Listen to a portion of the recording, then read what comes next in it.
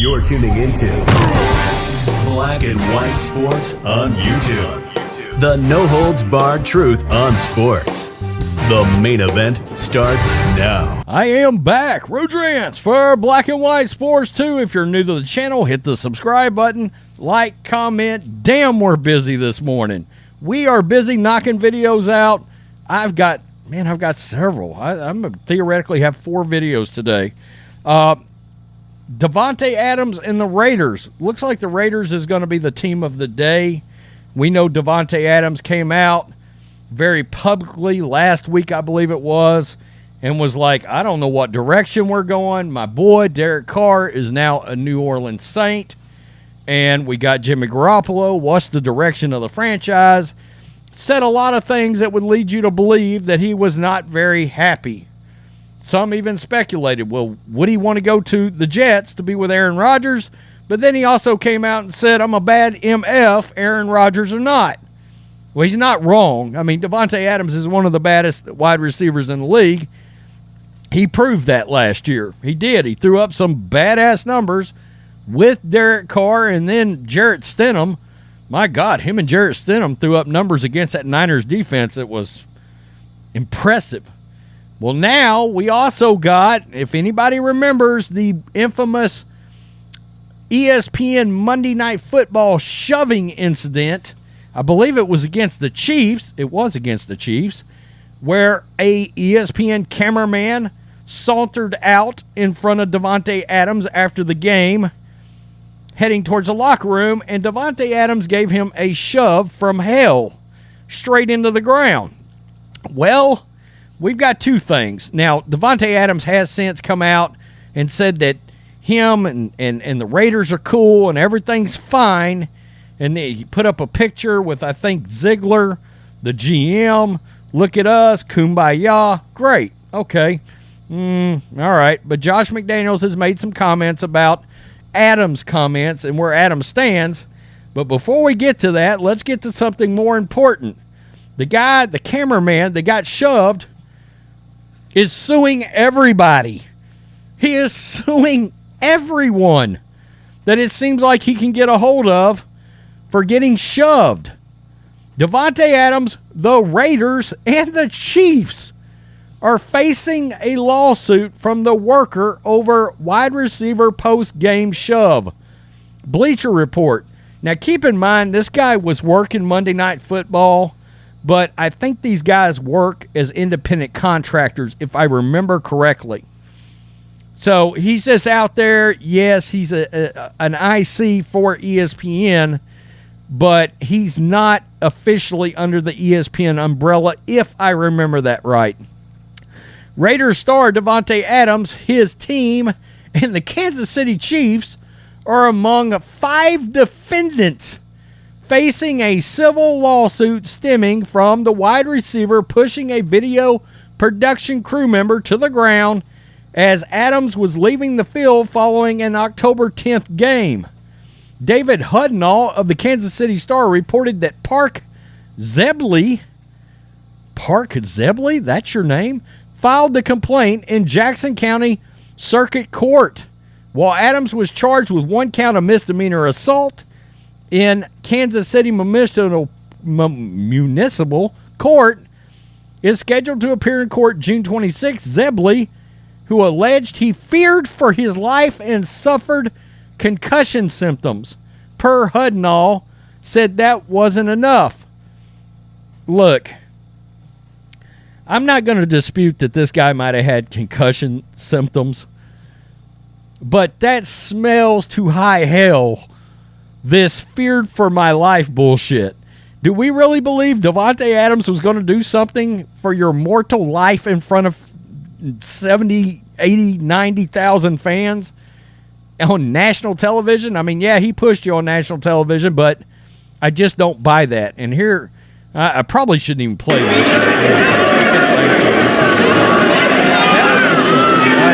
And as you can see, it went viral. That's 6 million views right there. Not to mention actual Monday Night Football. Quote, a municipal misdemeanor battery charge is not sufficient. I'm looking for justice. You can't shove someone down and walk off like it didn't happen, not in real life. I do understand that. I get that. But I don't buy the fear for my life crap. Adams apologized when speaking to the media after the loss and also tweeted an apology that was since deleted. He was not punished by the NFL. Sorry to the guy I pushed over after the game in a since deleted tweet, obviously very frustrated at the way the game ended. And when he ran in front of me as I exited, that was my reaction, and I felt horrible immediately. That's not me. My apologies, man. Hope to see you soon. Well, you didn't stop and help him up if you immediately felt bad about it. I mean, I seem to remember you just kept on walking.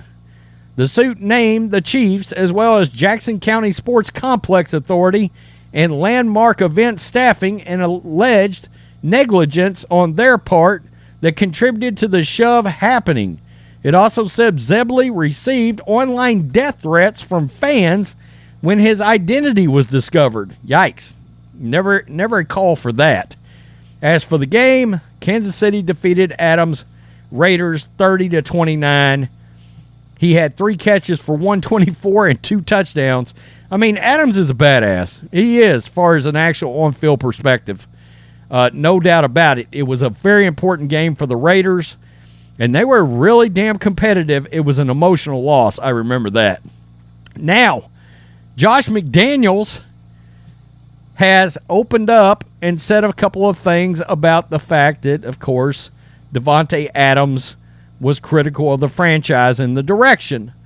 Raiders coach Josh McDaniels, this is ESPN, said Thursday he had no issues with the all-pro receiver Davante Adams venting recently by saying him and the team did, quote, not see eye to eye on the direction of the franchise.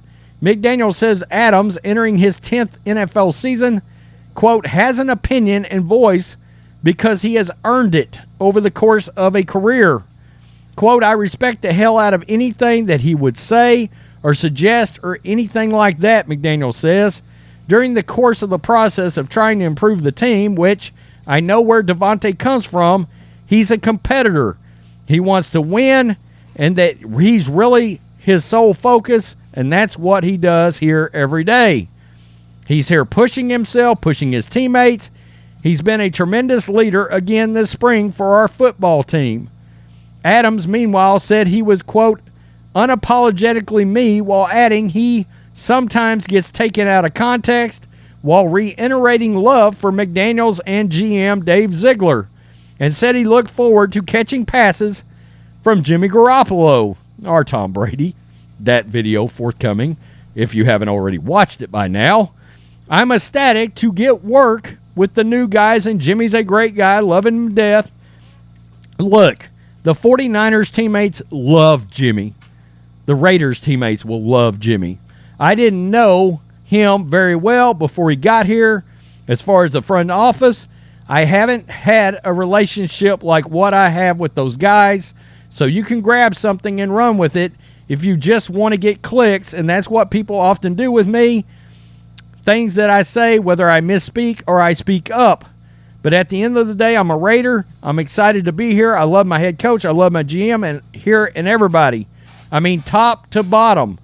When I say that these are some good men in place and that I really value relationship that I have with them, I mean that. So that's about all that needs to be said. He's a 6-time Pro Bowler, a first-team All-Pro. I mean, there's no doubting this dude's skill at all. All of that said, I also don't buy this out-of-context crap. I never hear it. I never believe it.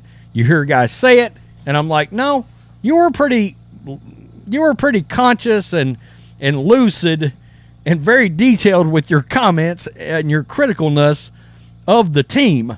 You knew exactly what you were saying. There was no, that could be misinterpreted. No, you said what you said, and everybody heard it. So let's not try that crap.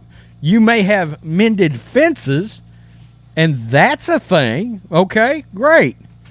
But I don't buy it. Now, as for the lawsuit, look, guys, I'm not a big fan of sort of the lawsuit happy society that we have sort of become, right? Now, if this guy feels like there's not enough justice, I guess that's one thing, but I'm sure he's also hyper aware. I've got an NFL wide receiver on a massive contract, and I've got 2 NFL teams that obviously generate a boat ton of money, and then I got a facility that also generates a shit ton of money. I mean, yeah, you can't just push somebody down like that, and we've got a court system to handle that. In Kansas City, and their court system is trying to handle that, it looks like. I mean, I don't know. I'm not the person to say this guy doesn't deserve something, but, you know, again, I'm not a big fan of a sue-happy society either.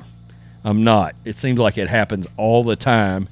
And a lot of times these civil lawsuits are bogus. They're just not. Now, they are there for the purpose of, if you can't get justice on the criminal side, then here you go. Maybe that's what he feels like in this. I can't speak for him, and I'm not a lawyer, so I don't know what's going through his head. But you also can't tell me dollar signs are also not going through this guy's head. Of course they are. Tell me what you think, Black and White Sports 2 supporters. Peace. I'm out. Till next time. Thanks for watching the show. Be sure to like, comment, and subscribe. Be sure to tune in next time on Black and White Sports.